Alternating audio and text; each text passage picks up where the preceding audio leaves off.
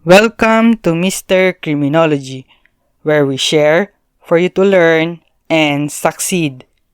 In this video, we will be discussing Article 348 or Usurpation of Civil Status.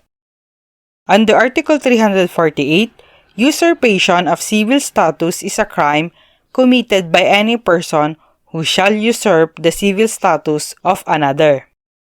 It is the act of pretending to be another person so as to enjoy the latter's rights, filiations, paternity, or conjugal rights, including his profession or public status. It involves the idea of impersonating another. Magpapanggap yung offender na siya yung taong yon kahit hindi siya. Take note, the purpose is to defraud offended parties and heirs. Example, si Juan ay kahawig niya yung anak ng isang bilyonaryong tao.